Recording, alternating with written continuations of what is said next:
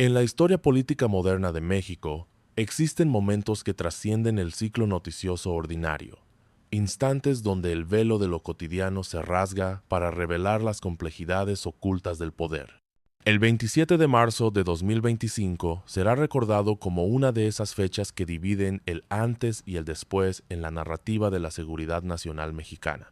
Aquella tarde, en una sala de conferencias del edificio central de la Secretaría de Seguridad y Protección Ciudadana, Omar García Harfuch, quien había consolidado su posición como una de las figuras más controvertidas y respetadas del aparato de seguridad nacional, convocó a lo que oficialmente se denominó una Conferencia de Actualización sobre Operaciones Estratégicas. Sin embargo, lo que ocurrió durante aquellas 2 horas y 40 minutos no fue una simple actualización. Fue, según los analistas que han dedicado meses a descifrar cada palabra, cada pausa, cada documento exhibido, un acto de audacia política sin precedentes en la administración de la presidenta Claudia Sheinbaum Pardo. Para comprender la magnitud de aquel evento, es necesario retroceder al contexto político que definía a México en los primeros meses de 2025. La administración Sheinbaum, que había asumido el poder el 1 de octubre de 2024, enfrentaba una encrucijada compleja. Por un lado, la herencia del sexenio anterior había dejado una narrativa de transformación que resonaba profundamente en amplios sectores de la población. Por otro, las expectativas de continuidad chocaban con las demandas de renovación que exigían tanto aliados como adversarios políticos. En este tablero de ajedrez, donde cada movimiento era escrutado con lupa, la figura de Harfuch representaba algo singular, un puente entre las viejas estructuras de seguridad y una nueva generación de operadores políticos que comprendían que la información, más que la fuerza, constituía el verdadero capital del poder en el siglo XXI. Harfuch, quien había sobrevivido a un atentado que casi le cuesta la vida en junio de 2020, cuando desempeñaba el cargo de secretario de Seguridad Ciudadana de la Ciudad de México, había desarrollado una reputación dual. Para sus defensores, era el arquitecto de estrategias que habían logrado desarticular células criminales consideradas intocables. Para sus críticos, representaba la continuidad de métodos opacos en un sistema que demandaba transparencia. Esta dualidad, lejos de debilitarlo, lo había convertido en una pieza insustituible del tablero político. Cuando Sheinbaum lo designó como secretario de Seguridad Federal, las señales eran claras. El gobierno apostaría por la eficacia sobre el simbolismo, por resultados tangibles sobre promesas retóricas. Y sin embargo, nadie anticipaba que esta apuesta llevaría a uno de los momentos más directos y descarnados de rendición de cuentas que el país había presenciado en décadas. El evento del 27 de marzo no surgió del vacío. Durante las semanas previas, una tormenta política se había gestado en los pasillos del poder. Todo comenzó el 9 de marzo, cuando una filtración anónima a diversos medios de comunicación sugería la existencia de un protocolo paralelo en operaciones de inteligencia, un supuesto sistema mediante el cual información clasificada habría sido compartida selectivamente con actores políticos y empresariales de interés. La filtración, que incluía fragmentos de comunicaciones encriptadas y referencias a reuniones no oficiales, generó un tsunami mediático. Los partidos de oposición, sedientos de cualquier narrativa que pudiera erosionar la credibilidad del gobierno, exigieron comparecencias inmediatas. Organizaciones de la sociedad civil demandaron investigaciones exhaustivas. Y en las redes sociales el hashtag protocolo paralelo se convirtió en tendencia durante 48 horas consecutivas, alimentando teorías que iban desde lo plausible hasta lo francamente fantástico. La respuesta inicial del gobierno fue la esperada: desmentidos categóricos, caracterización de la filtración como una operación de desinformación, llamados a la prudencia. Pero Harfuch, quien conocía mejor que nadie las dinámicas de la guerra de información, comprendió algo fundamental que sus asesores políticos tardaron en captar. En la era de la hiperconectividad, el silencio se interpreta como culpabilidad y las negaciones genéricas como confirmaciones veladas. Durante una reunión privada con la presidenta Sheinbaum el 14 de marzo, Según relatos filtrados meses después por fuentes cercanas al gabinete, Harfuch planteó una estrategia que inicialmente fue recibida con escepticismo. En lugar de defenderse, atacar desde la transparencia. No con retórica, sino con documentos, con pruebas, con la exhibición descarnada de operaciones que, hasta ese momento, permanecían en el ámbito de lo clasificado. La propuesta era riesgosa en múltiples niveles. Primero, porque revelaba necesariamente métodos y fuentes de inteligencia que, una vez expuestos, perderían parte de su efectividad. Segundo, porque abría la puerta a cuestionamientos sobre por qué cierta información había permanecido clasificada hasta ese momento. Y tercero, quizás lo más delicado, porque implicaba que Harfuch asumiera personalmente la responsabilidad política de esa revelación, convirtiéndose en el rostro visible de decisiones que involucraban a toda una estructura gubernamental. Durante unos días, mientras el escándalo crecía y los medios especulaban sobre dimisiones inminentes y crisis de gabinete, un pequeño equipo trabajó en el análisis y selección de documentos. No eran colaboradores ordinarios. Según reconstrucciones posteriores, el grupo incluía a especialistas en inteligencia, abogados constitucionalistas y lo que algunos denominaron historiadores del presente, analistas capaces de contextualizar operaciones de seguridad en marcos narrativos comprensibles para audiencias no especializadas. El 26 de marzo, 24 horas antes de la conferencia que cambiaría la narrativa nacional, Harfuch realizó llamadas personales a 3 periodistas veteranos, un académico especializado en seguridad nacional y 2 legisladores de la oposición. El mensaje fue idéntico en todos los casos. Mañana presentaré documentación que responde a todas las especulaciones recientes. Su presencia es importante porque necesito que lo que se exhiba sea escrutado por ojos críticos, no solo por quienes ya están convencidos.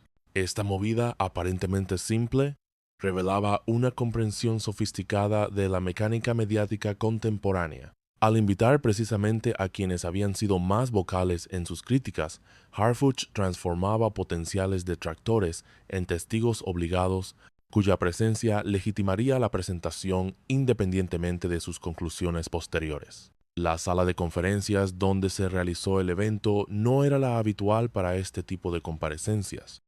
En lugar del auditorio principal de la Secretaría, con capacidad para 300 personas y sistemas audiovisuales de última generación, se eligió una sala más pequeña, casi austera, en el 4º piso del edificio. La elección no fue accidental. Según análisis posteriores de expertos en comunicación política, la sobriedad del espacio contribuía a la narrativa de seriedad y confidencialidad. No había banderas ostentosas ni logos gubernamentales omnipresentes. Solo una mesa larga, sillas para aproximadamente 50 personas y 3 pantallas de proyección montadas en trípodes, como si se tratara de una reunión de trabajo interno que accidentalmente se había vuelto pública.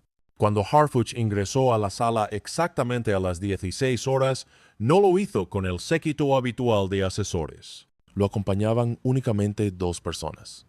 Una mujer identificada posteriormente como la directora de análisis estratégico de la Secretaría, y un hombre mayor, de lentes gruesos y portafolio de piel desgastada, cuya identidad nunca fue oficialmente confirmada, pero que varios asistentes reconocieron como un ex funcionario de inteligencia con décadas de experiencia en operaciones encubiertas. Lo primero que exhibió Harfuch no fueron los documentos sobre el supuesto protocolo paralelo, sino un contexto histórico que pocos esperaban. Durante 17 minutos, sin leer notas, expuso una cronología detallada de operaciones de inteligencia en México desde 1980 hasta el presente.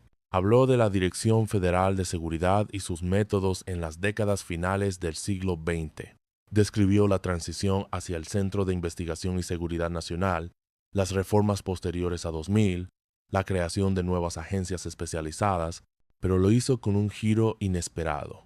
En lugar de presentar una narrativa heroica o justificatoria, reconoció abiertamente los errores, los excesos, los momentos donde el aparato de seguridad había traicionado su mandato constitucional. Esta apertura, que inicialmente desconcertó a los asistentes acostumbrados a discursos defensivos, estableció un tono de honestidad brutal que condicionaría toda la presentación posterior. Cuando finalmente proyectó el primer documento en las pantallas, el silencio en la sala era absoluto. El documento, fechado el 18 de enero de 2025, llevaba el sello de Confidencial, solo lectura autorizada, y consistía en un memorándum interno dirigido al titular de la Secretaría, es decir, al propio Harfuch. El contenido era técnico, repleto de códigos y referencias que requerían explicación, pero la esencia era clara. Ese reportaba la detección de un sistema de comunicaciones encriptadas que estaba siendo utilizado simultáneamente por células criminales y por ciertos intermediarios políticos. Lo revolucionario no era la existencia de estas comunicaciones, algo relativamente común en el mundo del crimen organizado, sino el nivel de sofisticación tecnológica detectado y las implicaciones de que actores con recursos estatales o paraestatales pudieran estar proporcionando la infraestructura. Harfuch explicó, con una calma casi quirúrgica, cómo su equipo había identificado el sistema durante operaciones de seguimiento rutinarias en febrero y cómo el análisis subsecuente había revelado patrones de comunicación que sugerían coordinación entre actores que, en teoría, no deberían tener canales de contacto. El segundo documento era aún más específico. Se trataba de transcripciones parciales de conversaciones interceptadas legalmente bajo órdenes judiciales emitidas entre el 23 y el 28 de febrero. Harfuch fue meticuloso al explicar el proceso. Mostró las órdenes judiciales redactadas, explicó el procedimiento de solicitud y aprobación, y detalló cómo personal especializado había realizado las intervenciones siguiendo protocolos estrictos de cadena de custodia. Las transcripciones, que ocupaban 73 páginas según el contador visible en la proyección, revelaban conversaciones donde individuos, identificados con alias, discutían protecciones institucionales y canales de información privilegiada. Ningún nombre real aparecía en las transcripciones exhibidas públicamente aquel día, pero los códigos utilizados, según explicó la directora de análisis estratégico en su única intervención, correspondían a patrones de lenguaje asociados con operadores políticos y financieros de alto nivel. Lo que hacía estos documentos particularmente explosivos no era tanto su contenido específico, que podía interpretarse de múltiples maneras, sino el simple hecho de que existieran, de que hubieran sido recolectados siguiendo procedimientos legales, y de que ahora se exhibieran públicamente. Pero el documento que verdaderamente cambió la temperatura de la sala fue el tercero. Se trataba de un informe de análisis forense digital fechado el 8 de marzo, precisamente un día antes de que comenzaran las filtraciones mediáticas sobre el protocolo paralelo. El informe, elaborado por el Departamento de Ciberseguridad de la Secretaría, rastreaba el origen de las filtraciones que habían generado el escándalo. Y aquí Harfuch realizó un movimiento que sorprendió incluso a los observadores más curtidos. En lugar de señalar a grupos criminales o a la oposición política, el informe sugería que las filtraciones habían sido orquestadas desde dentro del propio aparato de seguridad, no por error o negligencia, sino como parte de una estrategia deliberada. El análisis forense mostraba cómo documentos auténticos habían sido mezclados con información falsificada y contextualizada de manera engañosa antes de ser distribuidos a medios específicos. El objetivo, según la interpretación del informe, no era revelar la verdad, sino generar confusión, crear la percepción de crisis institucional y potencialmente forzar cambios de personal en posiciones estratégicas. Durante los 40 minutos siguientes, Harfuch exhibió documento tras documento, cada uno construyendo sobre el anterior como capas de una cebolla que gradualmente revelaba su núcleo. Había reportes de inteligencia sobre infiltración en instituciones estatales, no por actores criminales externos, sino por individuos que habían logrado posiciones de influencia manteniendo vínculos con estructuras paralelas. Había análisis de flujos financieros irregulares que conectaban empresas fantasma con contratos gubernamentales. todo documentado con registros bancarios obtenidos mediante procedimientos judiciales. Había comunicaciones internas donde funcionarios de niveles medios discutían cómo administrar información para favorecer ciertos resultados políticos.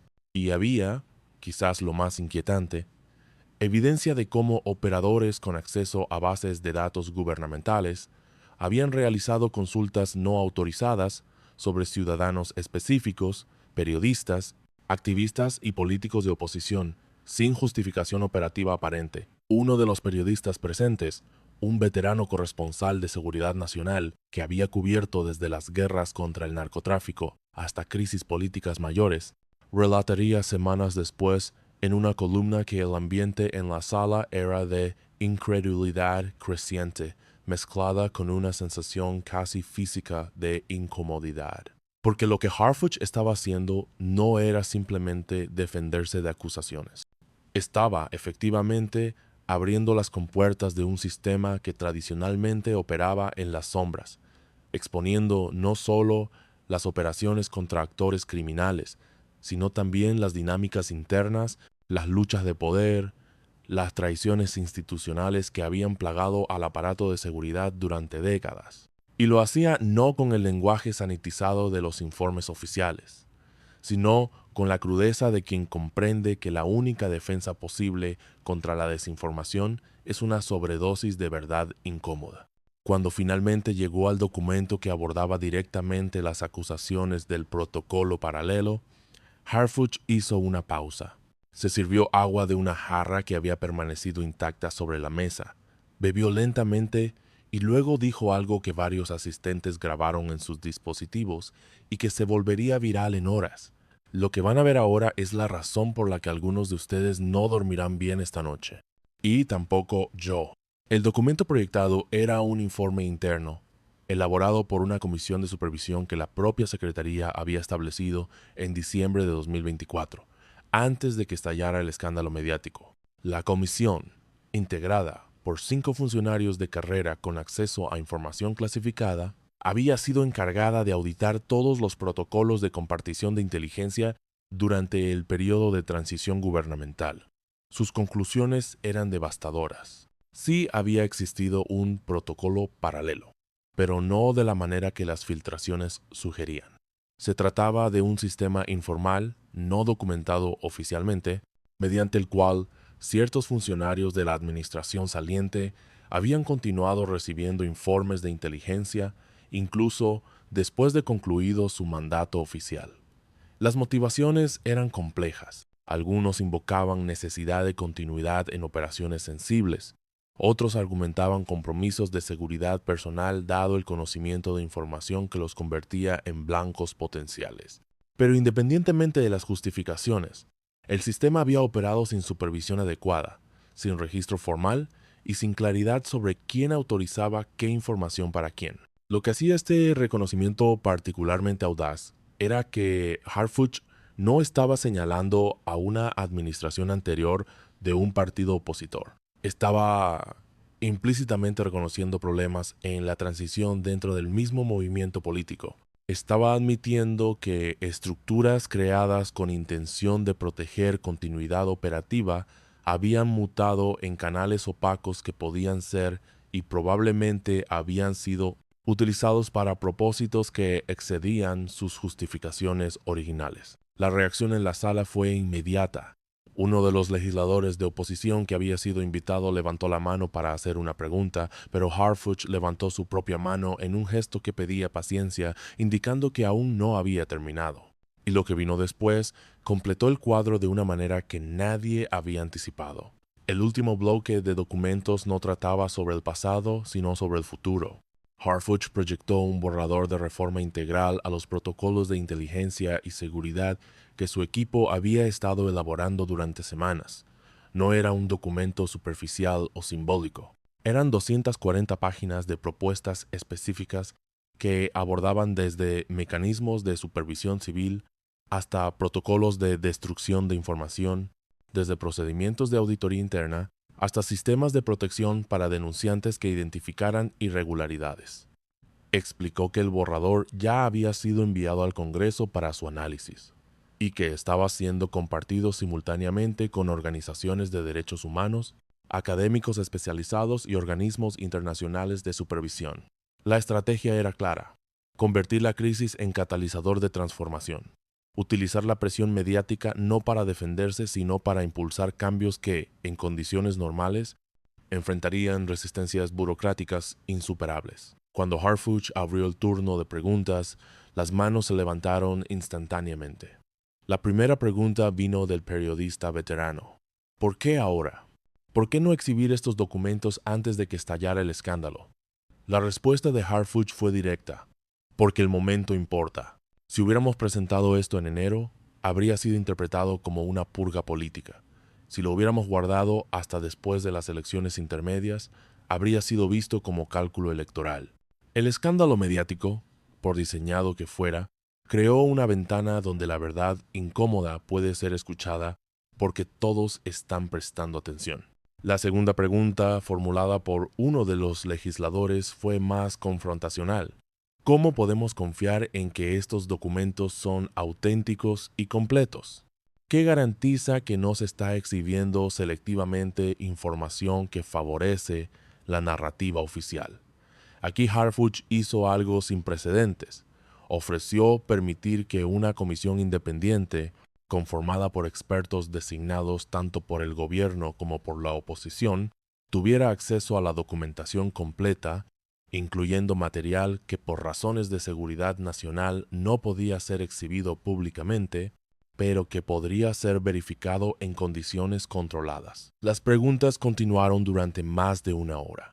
Algunas eran técnicas, buscando clarificación sobre procedimientos legales o metodologías de investigación.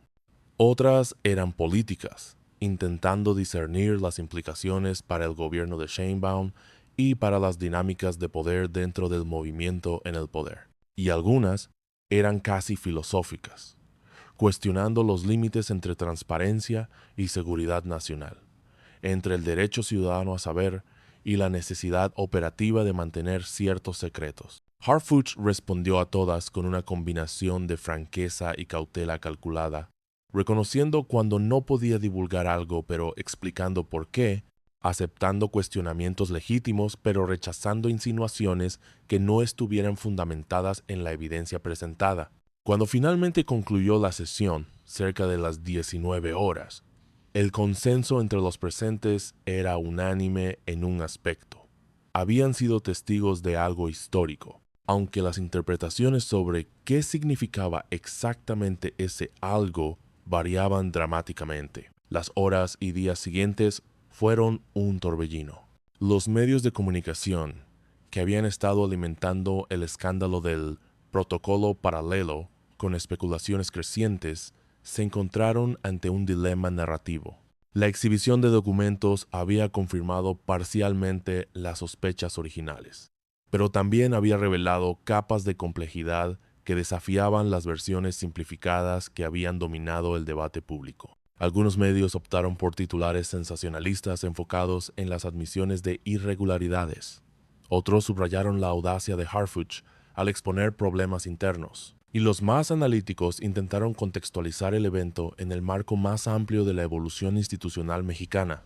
En redes sociales, el hashtag #DocumentosHarfuch rápidamente eclipsó al anterior protocolo paralelo, y los análisis variaban desde aplausos por la transparencia hasta cuestionamientos sobre si la exhibición era genuina apertura o una forma sofisticada de control de daños.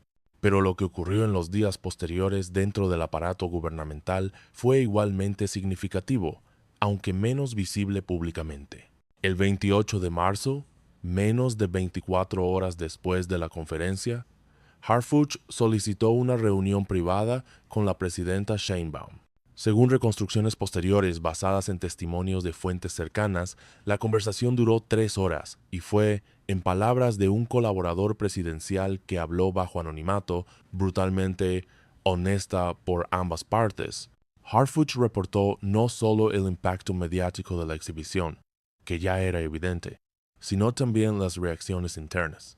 Algunos funcionarios de seguridad consideraban la exhibición una traición a códigos no escritos de lealtad institucional. Otros la veían como un acto de valentía necesaria. Y un tercer grupo, quizás el más preocupante, simplemente estaba calculando cómo las nuevas dinámicas afectarían su posición personal.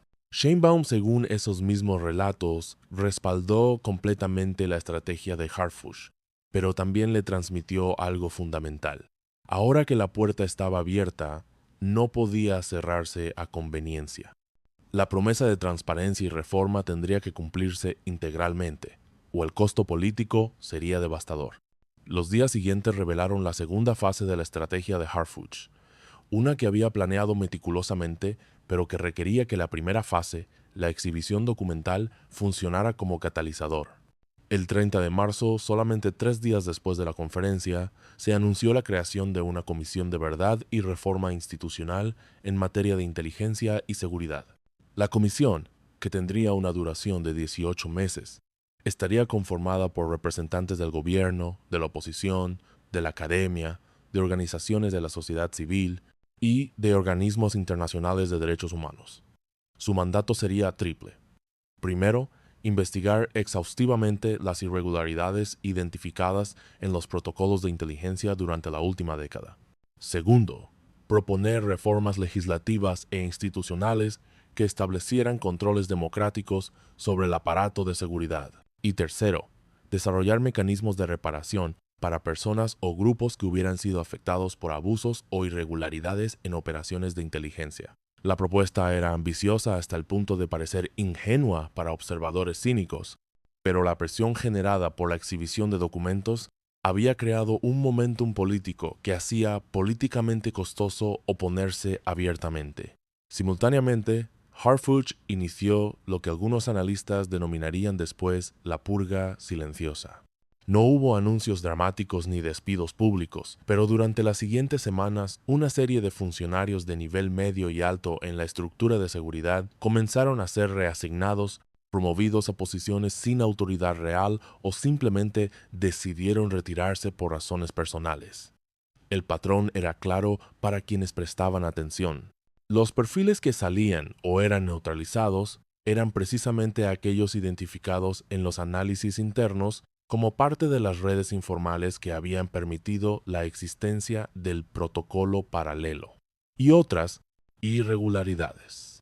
Pero la operación fue ejecutada con tal discreción que evitó generar narrativas de persecución política o ajustes de cuentas. Cada movimiento podía explicarse por razones administrativas plausibles. Cada cambio respondía oficialmente a reestructuraciones organizacionales necesarias. Solo en retrospectiva, analizando los patrones agregados, se volvía evidente que se trataba de una transformación sistemática del personal clave. La tercera línea de acción fue quizás la más arriesgada. Harfuch autorizó la expansión de las investigaciones sobre las filtraciones originales que habían desencadenado el escándalo.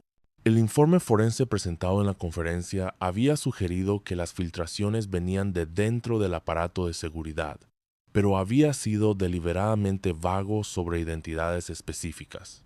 Ahora, un equipo especializado comenzó a seguir esas pistas con recursos ampliados y autoridad reforzada. El objetivo, según explicó Harfuch en una entrevista posterior con un medio especializado en seguridad nacional, no era venganza, sino comprensión. Necesitaban entender exactamente quién había orquestado las filtraciones, con qué propósito, y respondiendo a qué intereses, porque sólo así podrían diseñar defensas efectivas contra futuras operaciones similares. Esta investigación generó su propia dinámica. Algunos de los individuos bajo escrutinio comenzaron a buscar acuerdos, ofreciendo información a cambio de inmunidad o trato preferencial. Y la información que proporcionaron reveló capas adicionales de complejidad, conectando las filtraciones no solo con rivalidades internas sino con actores externos, algunos de los cuales operaban desde jurisdicciones que complicaban cualquier acción legal directa. El 12 de abril, 2 semanas después de la conferencia inicial, Harfuch convocó una segunda sesión informativa, esta vez más pequeña y dirigida específicamente a la Comisión de Verdad recién formada. En esa sesión presentó hallazgos actualizados de las investigaciones en curso. Lo que reveló allí no se hizo público inmediatamente, pero eventualmente algunos detalles filtrarían, siempre de manera controlada.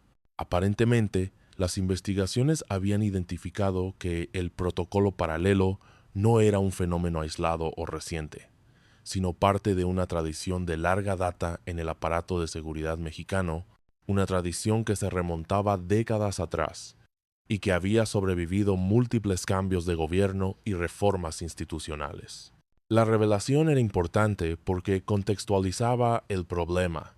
No se trataba simplemente de corregir excesos de una administración específica, sino de transformar una cultura institucional profundamente arraigada. Esta comprensión cambió el tono del debate político subsecuente. Lo que inicialmente había sido presentado por la oposición como un escándalo específico del gobierno actual se transformó en una conversación nacional sobre cómo el país había manejado históricamente la tensión entre seguridad y transparencia democrática.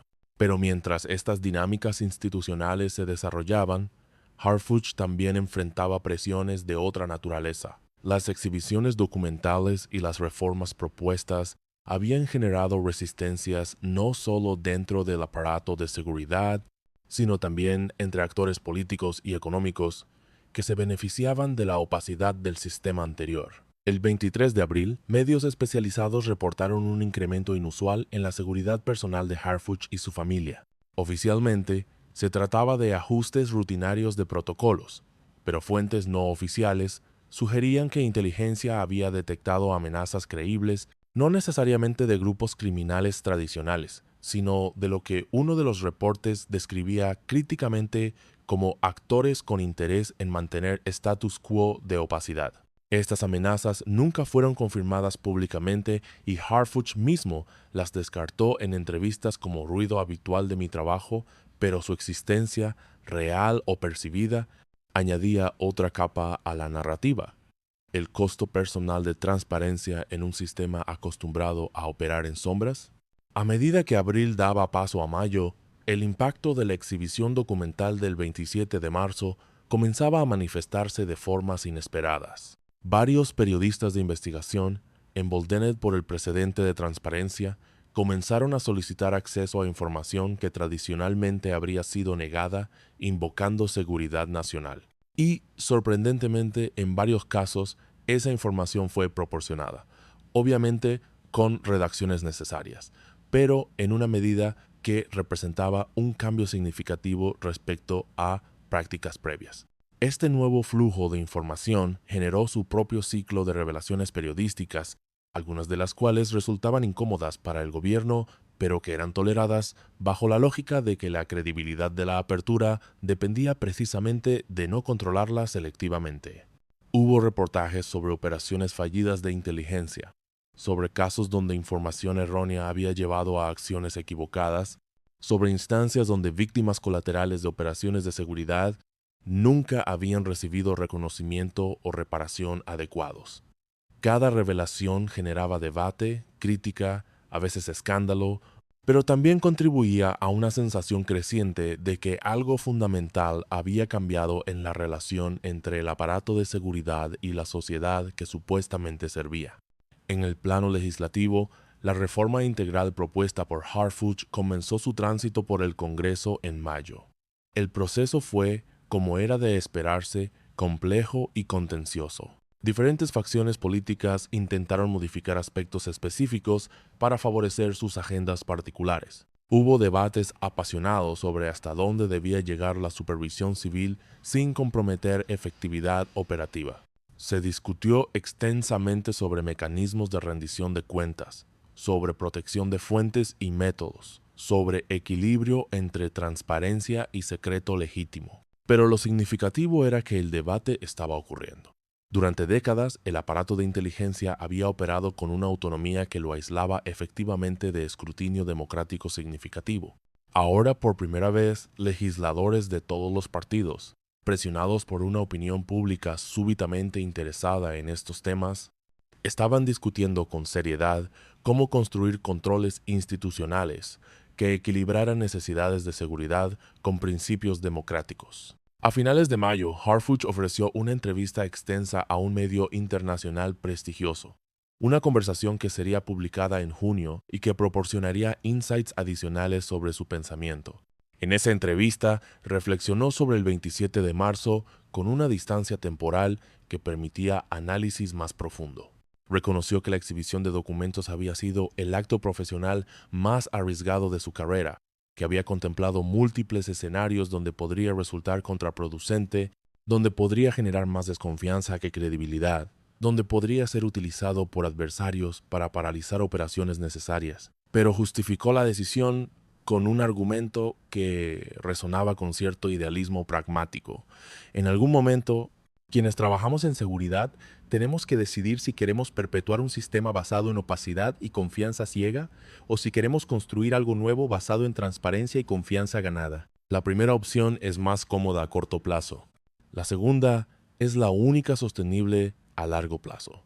Esta filosofía, expresada con claridad inusual para un funcionario de seguridad, encapsulaba el significado más profundo del evento del 27 de marzo.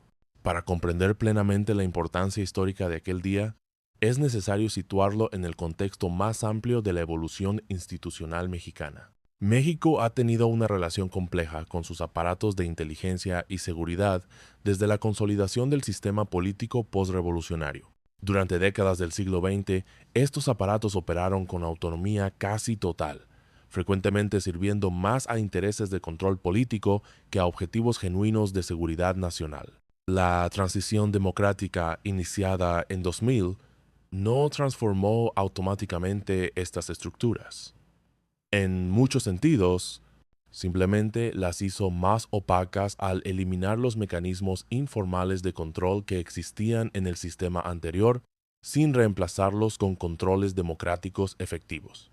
Intentos de reforma en 2001, 2008 y 2014 habían generado cambios nominales, pero la cultura institucional fundamental había permanecido notablemente estable. Lo que Harfuch planteó el 27 de marzo era esencialmente una apuesta porque la transparencia radical podía romper esa inercia histórica donde reformas parciales habían fracasado. El evento también puede analizarse en el contexto internacional. Democracias alrededor del mundo han luchado con el mismo dilema fundamental: cómo mantener aparatos de inteligencia y seguridad efectivos mientras se asegura que operen dentro de marcos democráticos y respeten derechos fundamentales. Países como Estados Unidos han experimentado con diversas formas de supervisión congresional y judicial con resultados mixtos. Naciones europeas han desarrollado sistemas de comisionados independientes y tribunales especializados. Cada modelo tiene ventajas y limitaciones, y ninguno ha resuelto completamente la tensión inherente entre secreto necesario y accountability democrática. Lo que hacía único el caso mexicano y específicamente la presentación de Harfuch era el nivel de autorrevelación. Raramente un funcionario de seguridad en ejercicio había expuesto tan explícitamente las disfunciones internas de su propia institución como estrategia para impulsar transformación. Analistas internacionales observaban con fascinación este experimento en tiempo real, algunos con admiración, otros con escepticismo sobre su sostenibilidad. A nivel político doméstico, el impacto del 27 de marzo fue igualmente complejo. Para el gobierno de Sheinbaum, el evento representaba tanto oportunidad como riesgo. La oportunidad residía en poder diferenciarse de administraciones previas, incluyendo aquellas de su mismo movimiento político, mediante una apuesta genuina por transparencia en un área tradicionalmente opaca. El riesgo era múltiple. Primero, que las revelaciones sobre irregularidades fortalecieran narrativas de oposición sobre corrupción e incompetencia gubernamental. Segundo, que la apertura fuera interpretada como debilidad, generando percepciones de que el gobierno estaba perdiendo control sobre su propio aparato. Y tercero, que las reformas prometidas, si no se implementaban efectivamente, convirtieran el evento en un ejercicio de relaciones públicas que finalmente erosionaría credibilidad más que construirla. Los siguientes meses serían cruciales para determinar cuál de estos escenarios se materializaría, y esa indeterminación mantenía a actores políticos de todos los espectros en estado de alerta permanente. Para Harfuch personalmente, el 27 de marzo representó un punto de inflexión en su trayectoria.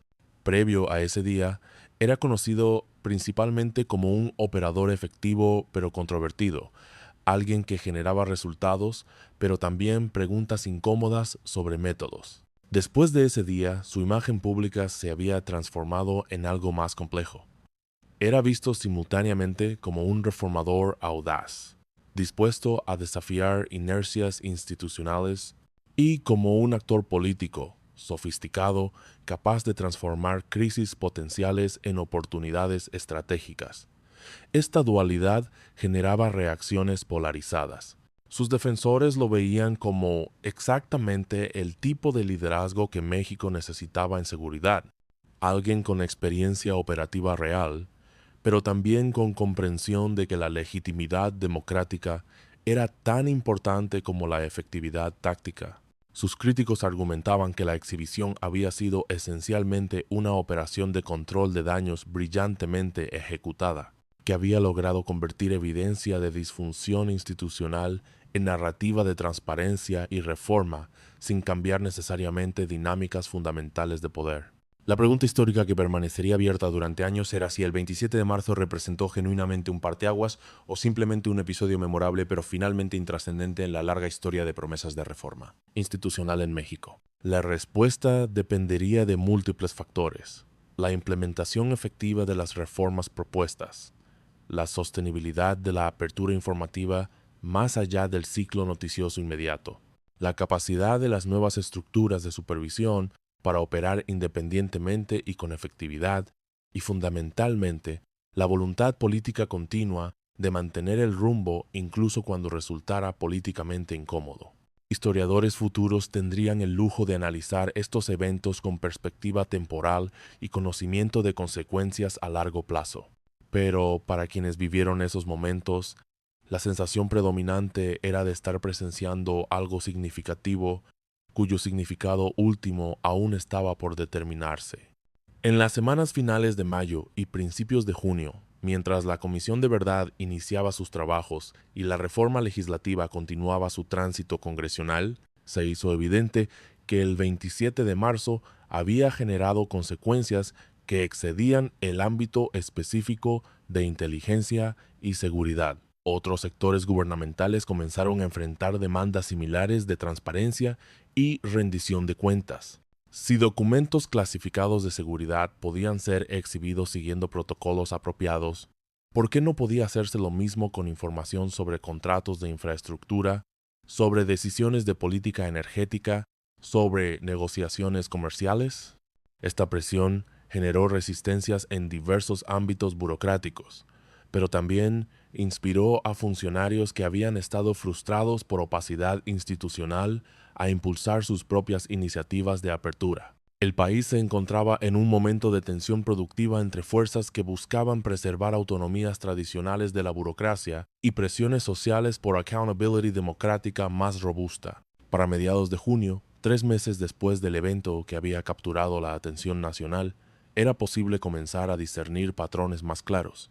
Algunas de las investigaciones iniciadas tras la exhibición documental habían producido resultados concretos: procesamientos judiciales contra funcionarios identificados en abusos específicos, reorganizaciones departamentales para eliminar estructuras que habían facilitado irregularidades, implementación de nuevos protocolos de auditoría interna, pero también había evidencia de resistencias persistentes, casos donde información solicitada legítimamente era negada con justificaciones cuestionables, instancias donde personal identificado en investigaciones internas lograba evadir consecuencias mediante conexiones políticas, señales de que algunas de las redes informales que se suponía estaban siendo desmanteladas simplemente se habían adaptado y continuaban operando de formas menos visibles. La historia que comenzó el 27 de marzo de 2025 con Omar García Harfuch exhibiendo documentos clasificados ante periodistas, legisladores y académicos en una sala austera del 4º piso de la Secretaría de Seguridad es, en última instancia, una historia sobre las posibilidades y limitaciones de transformación institucional en democracias contemporáneas. Es una historia sobre el papel del liderazgo individual en momentos de crisis. Es una historia sobre la tensión perpetua entre secreto necesario y apertura democrática. Y es, quizás fundamentalmente, una historia incompleta, cuyo próximo capítulo continúa escribiéndose en las decisiones diarias de funcionarios, en los debates de legisladores, en la vigilancia de periodistas y ciudadanos, en la persistencia de quienes creen que las instituciones pueden y deben servir efectivamente a la democracia en lugar de existir paralelas a ella. Hay quienes esa noche del 27 de marzo, como Harfuch había predicho, no durmieron bien, mantenidos despiertos no por miedo, sino por la incomodidad que genera reconocer que sistemas en los que uno ha operado o tolerado por años requieren transformación fundamental. Y hay quienes en los meses siguientes descubrirían que mantener despierta a una sociedad,